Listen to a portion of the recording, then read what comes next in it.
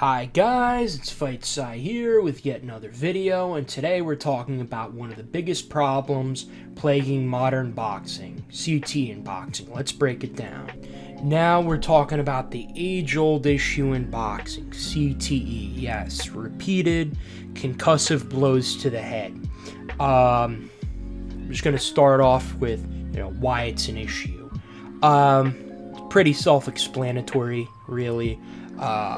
Repeated blows to the head have been very well documented to cause things such as seizures, epilepsy, specifically in boxing, dementia pugilistica, erratic, irrational, and aggressive behavior. And they're boxers, they're trained professional fighters, so you can see why that would be an issue. To further sort of elaborate upon that point, I'm going to take a couple of prominent figures in boxing. Some you've heard of, some you may not have heard of. I'm going to start with the most prominent figure that I'm almost sure you've heard of, whether you're a boxing fan or not, Muhammad Ali. Boxing's kind of crown prince, if you will. And he's the most stark example because in his heyday, he was the most articulate, most photogenic, what have you. Make a long story short, I don't think they're able to pinpoint exactly which fight he got the most. I think when it comes to boxing, the official term is Dementia Pugilistica. But I think 2 fights or 3 fights they can really narrow it down to were some of his most difficult fights. Frazier won, Norton won, and Ernie Shavers. Yeah, that name almost escaped me. Ernie Shavers, his 3 most difficult fights, he won 1 out of the 3 of those fights. But regardless, I think he was described as saying that Ernie Shavers had him literally out on his feet, like pretty much unconscious. He like blacked out. He didn't even know how he finished the round.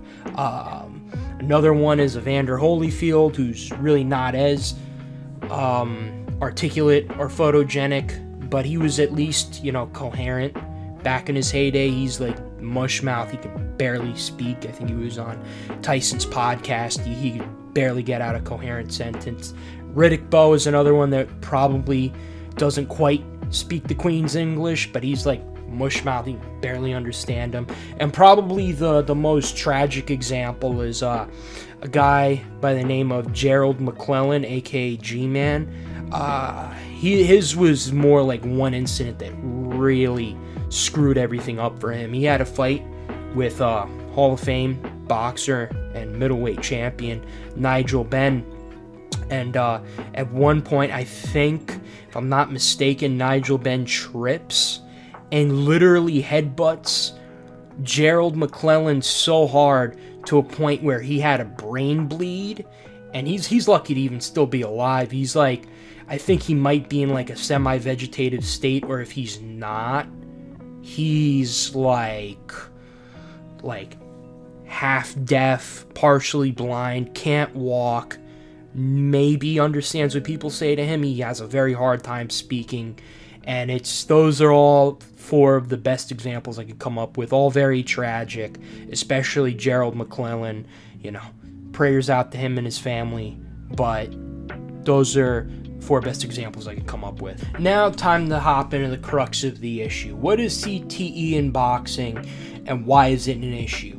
So, to basically sort of paraphrase PubMed Central, which is where I'm getting the majority of my information from, because it's like a lot of really complex like medical terms that not to toot my own horn, but a pretty articulate guy, and I can't even really pronounce it. But long and the short of it is CTE, or Dementia Pugilistica as it relates to boxing, is repeated concussive blows to the head delivered by punches. You know what I mean? And basically, it causes irritability. In extreme cases, it causes irritability,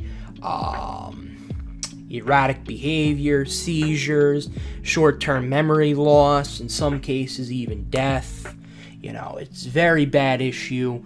I believe between 1956 and 2007, there was 339 deaths related to boxing, according to PubMed Central. So exact figures from PubMed Central are as follows. In their own words, research published by Jordan et.al. observed that approximately 20% of professional boxers develop a chronic traumatic brain injury during their careers, and up to 40% of retired professional boxers were diagnosed with symptoms of chronic brain injury. Now that's a pretty jarring statistic, considering there's been hundreds of thousands of boxers since its inception, and probably since they've made that study, there's been there's 20,000 active boxers now. So when they made that, probably sometime in the 2000s, you gotta imagine since they had started that study, there had been tens of thousands of boxers. So 40% is pretty fucking crazy, man. So it's a fucking issue. It's not something to scoff at. It's really not a laughing matter. That's for damn sure. So now, how I do with all my boxing politics videos, how to fix it. And this one is a tad bit more complicated than my other boxing politics videos, because thankfully, some of the solutions I've proposed in those previous videos have already been implemented. Boxers losing their O or protecting their O. A lot more boxers are putting their O on the line. A lot of big fights not being made. A lot more big fights are being made. So on and so forth. Turkey al-Sheikh being a great example. Thank you. Turkey al-Sheikh, he really saved boxing, not gonna lie. Human rights records be damned. But regardless, there's no real good solutions to this one. Any good solutions that I could come up with, or anybody else could come up with, would seriously diminish the entertainment value of the sport. One of the biggest entertainment values of the sport of boxing are knockouts, and anything I would propose would severely diminish or almost get rid of knockouts, and that's a big issue. It's like, at the end of the day, boxing is a business and boxing is entertainment.